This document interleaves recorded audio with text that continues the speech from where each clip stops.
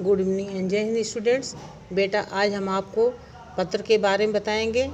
पत्र दो प्रकार के होते हैं, औपचारिक और अनौपचारिक। इंग्लिश में जिसे आप फॉर्मल लेटर कहते हैं उसे हिंदी में औपचारिक पत्र कहा जाता है, और इनफॉर्मल लेटर जो होता है उसे अनौपचारिक पत्र कहते हैं। ठीक है, तो औपचारिक पत्र में जैसे आ गया कि घर पर आवश्यक कार्य होने के कारण प्रधानाचार्य को अवकाश पत्र लिखिए। ठीक है, ये देखिए मैंने लिखा है घर पर, पूरा नहीं लिखा है, इतना लिख दिया और डैश डैश कर दिया है, आप समझ जाइए इसको। फिर इसको पहले ऊपर लिखेंगे, ठीक, जो पूछा है कि घर पर अत्यावश्यक कार्य होने के कारण प्रधानाचार्य को अवकाश पत्र लिखिए। इसको लिखने के बाद हेडिंग डालिएगा ब्लैक पेन से, फिर यहाँ से लिखिएगा सेवा में। ठीक है, सेवा में, फिर प्रधानाचार्य जी सनबीम स्कूल सुल्तानपुर। ठीक, इतना लिखेंगे। फिर इसके बाद विषय लिखेंगे। औपचारिक पत्र में विषय लिखा जाता है, अनौपचारिक पत्र में विषय नहीं लिखा जाता। ये देखिए नीचे ये लिखा है विषय। विषय में लिखेंगे अवकाश हेतु प्रार्थना पत्र, अवकाश हेतु प्रार्थना पत्र। फिर इसके नीचे लिखेंगे महोदया, फिर कामा लगा के फिर नीचे से लिखेंगे सबने निवेदन है कि जो जितने दिन का आपको अवकाश लेना हो, ठीक है, सबने निवेदन है कि मेरे घर पर या इतनी मई को या इतनी तारीख को पूजा है या शादी ब्याह है, जो कुछ भी हो मैटर, जो कंटेंट उसमें पूछा हो वही आप डालिएगा। ठीक है, जो वो कह रहा हो लिखने के लिए, जो आया हो वही लिखना है, और हाँ कंटेंट सही होना चाहिए। और इस तरह से मैं इस कार्यक्रम में शामिल होना चाहता हूँ, या मुझे फीवर है या बुखार है, मैं 2 दिन का अवकाश चाहता हूँ। ठीक है, ये सब मैटर लिख के जो भी पूछता है तो फिर उसी में अगले लाइन में लिखिएगा आता है आपसे निवेदन है कि मुझे इतनी से इतनी तारीख तक अवकाश प्रदान करने की कृपा करें, आपकी अति कृपा होगी। प्रदान करने का कष्ट करें मत लिखिएगा, कृपा करें लिखेंगे। ठीक है, फिर लास्ट में एकदम लिखेंगे नीचे, एकदम सबसे नीचे फिर लिखेंगे नाम, कक्षा, फिर वर्ग, फिर अनुक्रमांक, फिर दिनांक। ठीक है, और इस तरह से अब अनौपचारिक पत्र में क्या लिखते हैं? अनौपचारिक पत्र में सबसे पहले अपना पता लिखते हैं।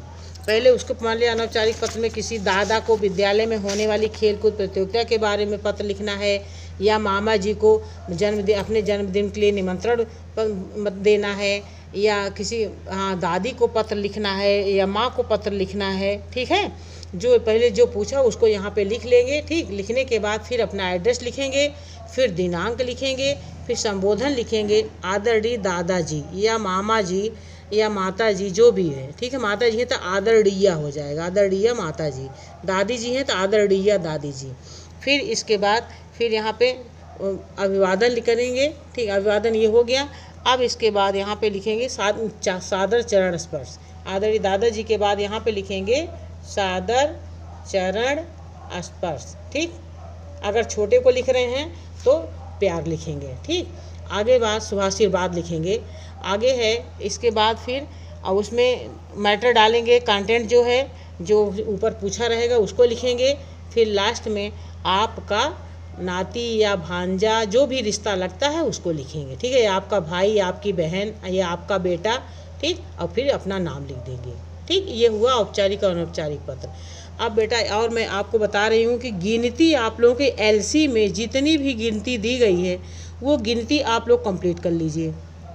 अंकों में लिखने के लिए गिनती आएगी, अंकों फिर मैं बता रही हूँ, अंकों में आप लोग लिखने का प्रयास कर लीजिए, और जितने तक गिनती है 1 से 80 तक है, 100 जो भी गिनती है आप उसको पूरा कंप्लीट कर लीजिए, और बार बार लिखने का प्रयास।